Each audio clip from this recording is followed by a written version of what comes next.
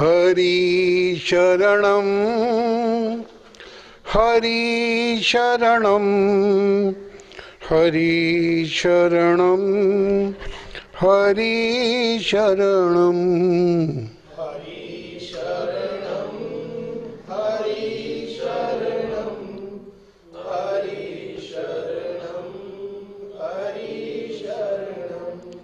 हरि शरणं हरि शरणं हरि शरणं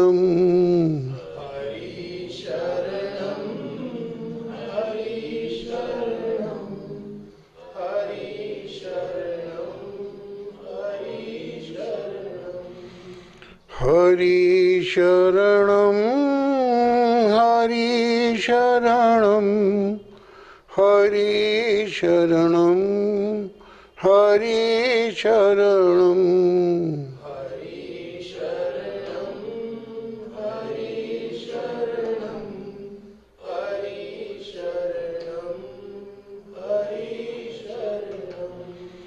प्रभु शरणं प्रभु शरणं प्रभु शरणं प्रभु शरणं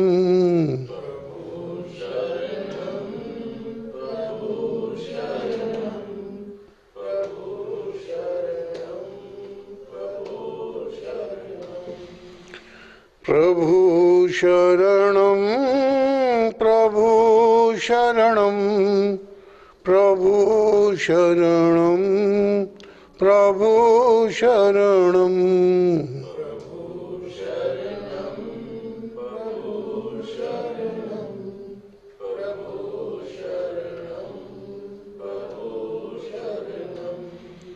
प्रभु शरणं प्रभु शरणं प्रभु शरणं प्रभु शरणं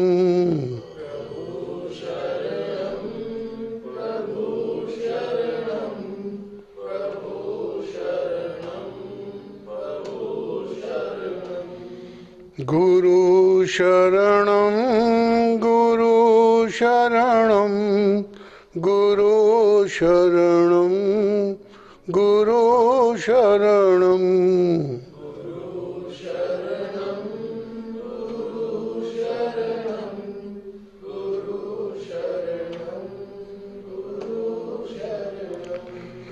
गुरु शरणं गुरु शरणं गुरु शरणं गुरु शरणं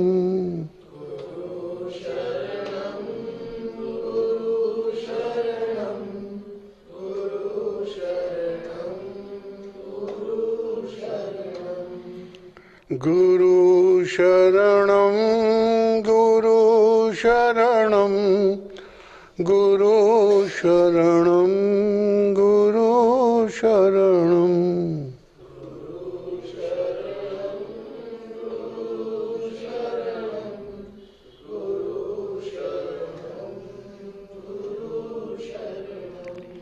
हरि शरणं हरि शरणं हरि शरणं हरि शरणं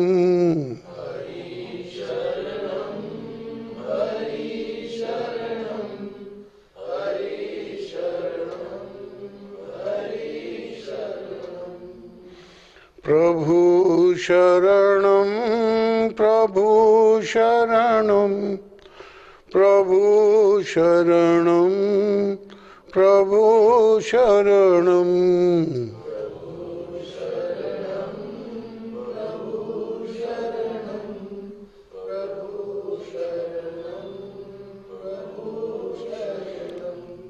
गुरु शरणं गुरु शरणं गुरु शरणं गुरु शरणं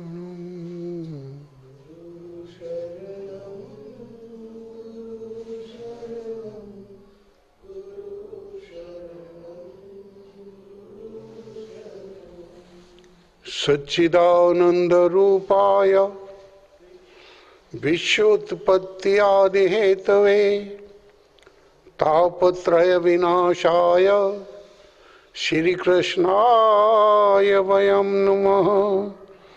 श्री कृष्णाय वयं नमः। श्री कृष्णाय वयं नमः। श्री हरिं परमानंदम उपदेष्टारम् ईश्वरं श्री हरिं परमानंदम उपदेष्टारम् ईश्वरं व्यापकं सर्वलोकानां कारणं तं नमाम्यहम्।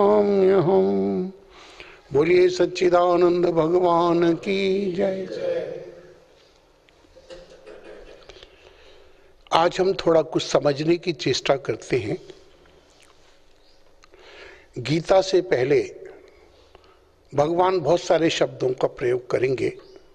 वो शब्दों को किस परिप्रेक्ष्य में कहा गया है, उसका क्या अर्थ है, अगर वो समझ ना आए तो थोड़ा सा सुन सुन के भी लगता है सुना है, लेकिन समझा नहीं जाता है। अभी आप देख रहे होंगे भगवान समझ दे रहे हैं।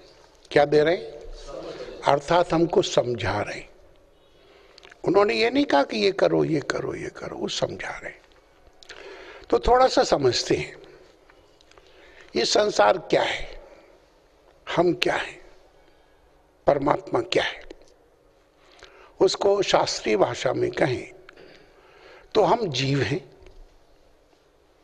जीव माने जो एक देह में बसी हुई या व्याप्त आत्मा है। ठीक है, जीव एक देह में, उसे हम जीवात्मा कहते हैं। एक ये संसार है। संसार पंचभूतों से बना है। भूत माने क्या? हाँ,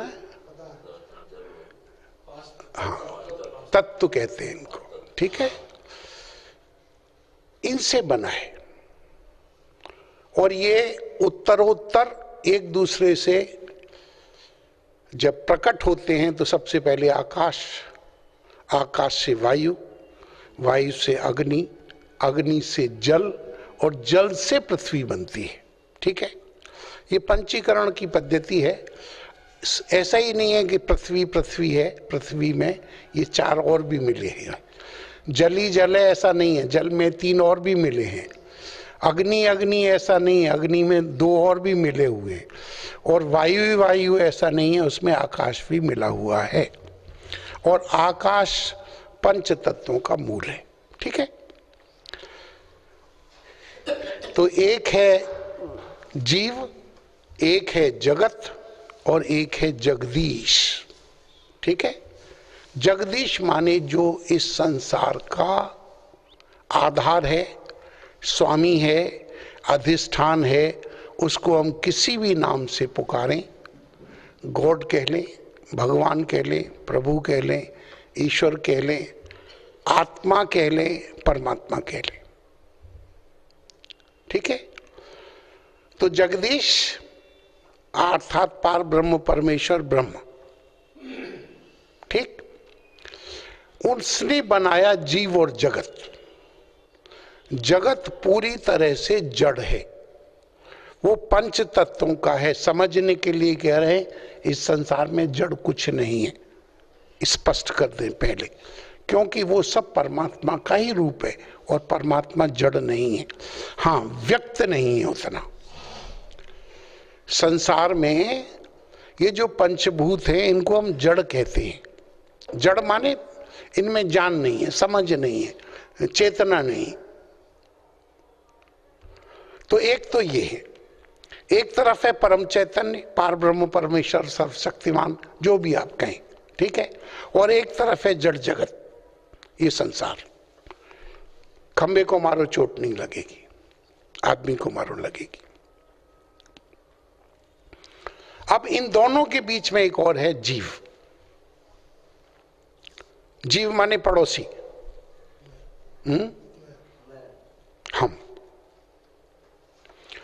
में दो हैं,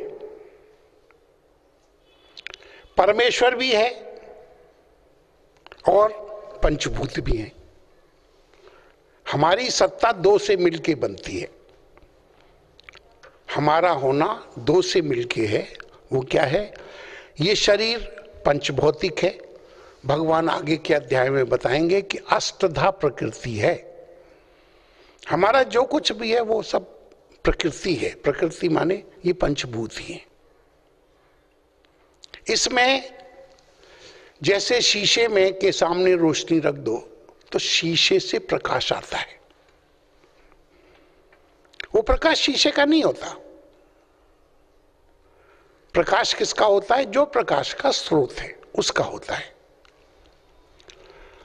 तो परमात्मा की जो चेतन शक्ति है, ठीक है, अंतःकरण हमारा मन शीशा है,